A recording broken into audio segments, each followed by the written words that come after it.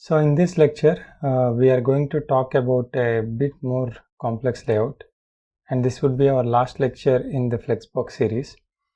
Okay, so the layout which we are going to achieve is this. Okay, so this is the layout. So what I would like you to do is you can try to achieve this layout on your own. And if you are unable to do it, then you can continue with this lecture and see it, but it would be better if you can try it out on your own, so that you get that confidence that you can do it. Okay, so I'm going ahead explaining how we can achieve this layout. So let me go to the code pen. So as we have already discussed in our previous lectures, whenever we want to implement the FLEXBOX, we need to first write the HTML code. Okay, and the way to think about that HTML code is we need to think in boxes. Okay, so first we need to identify the topmost box in which the entire content is wrapped. Okay, so this would be that box. So this is the container box in which all the content is wrapped. So I have defined this container div. This is the top level block. So after that we need to identify columns which are there in this particular topmost block. Okay, so if we start identifying, this would be one of the column and this will be another column. So there are two columns. Okay, so one is the left column and the right column, right? So I have defined this left column and right column. Okay, so this is where I have defined, this is the left part and this is the right part. So this left part is closed here and this is the right part. Okay, so these are the next level blocks or boxes which I am seeing. So after this we need to go into more deeper levels. Okay, so if we see this left block, right, first we will go column wise. See, this is the left block, and if I go column wise, I see only one column, right, because this test line 1 is spanned between these two columns.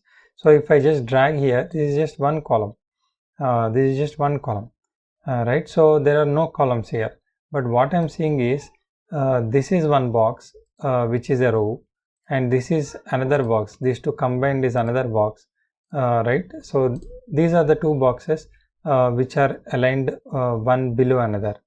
Okay, so in this left blocks I'm seeing these two boxes, right, in this main left block. So that is what I have defined here. In this left box I have defined this top and bottom, right? So the two boxes I have defined, right, top and bottom. Okay, these two combined bottom. Okay, so now if I see in this bottom again, I see two parts, right? If I just undo, yeah, so if I see this bottom part, I see again two columns, right? If I go column wise first, I see these two columns aligned side by side. Okay, so I have defined those two columns here, bottom left and bottom right.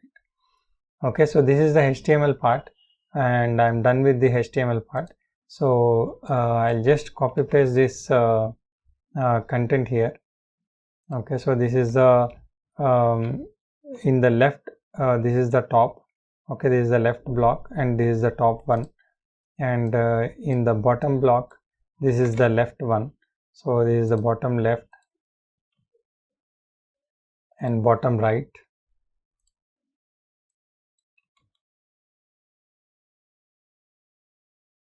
And this is the right part. Okay, so this is my HTML and I'm done with my HTML now. Okay, so let's put the boxes again, borders again, to understand like where exactly the padding is and where exactly the borders are.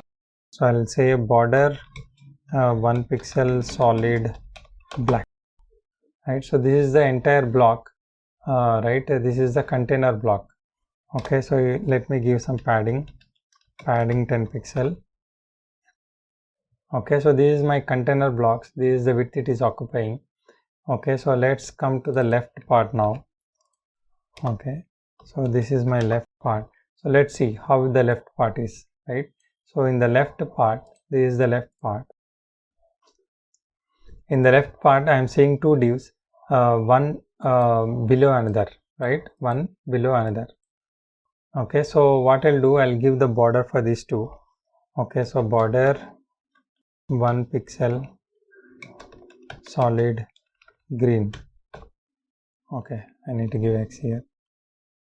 Okay, so 1 pixel solid green, and here I am also giving the padding 10 pixel. Okay, so that is the left part, right? So in the left part, the things needs to be arranged one below another, right?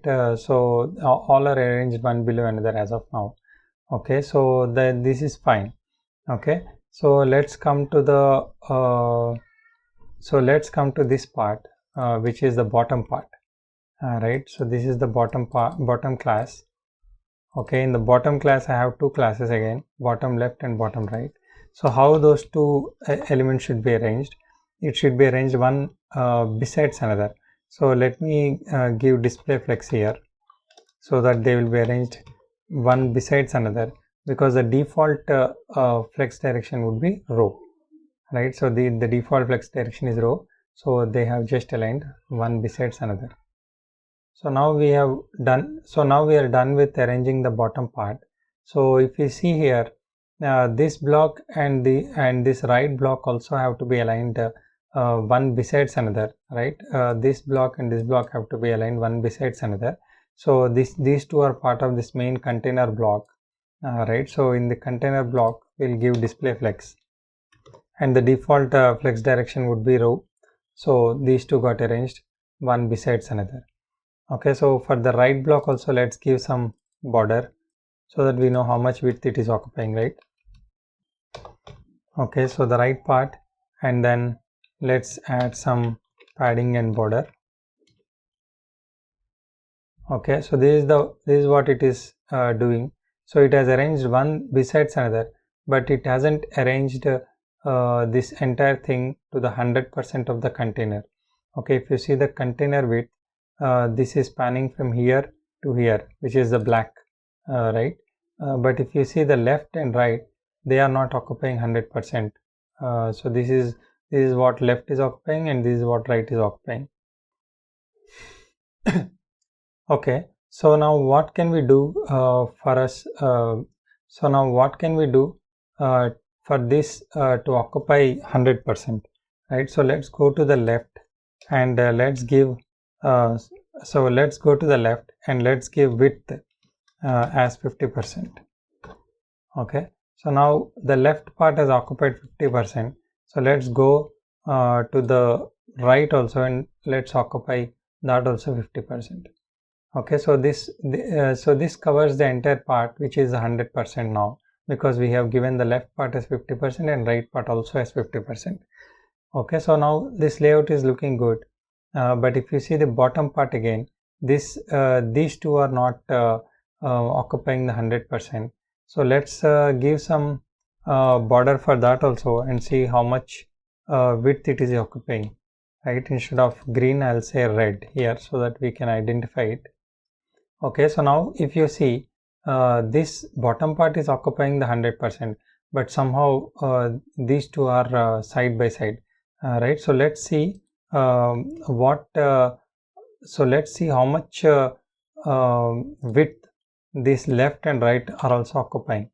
Okay, so let's come here and let's give this bottom left and bottom right. Okay, so let's give this one, and let's delete the border from bottom, and let's add it here, so that we know like what width each individual cells are occupying.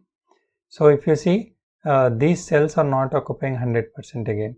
So the bottom container, this is occupying 100%. But if you come and see the left and right part, these are occupying only till here. So what we need to do is, again, we need to put the width here as 50% and 50%.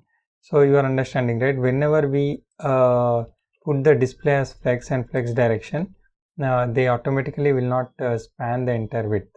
Okay, so you need to specify the width here. Okay, so now this is how they are aligned. But if you see our alignment here, all these are center aligned, right, nicely. This is center aligned vertically also and horizontally also. So we need to do that now here. Okay, so now we want to center all this text. So how do we do it?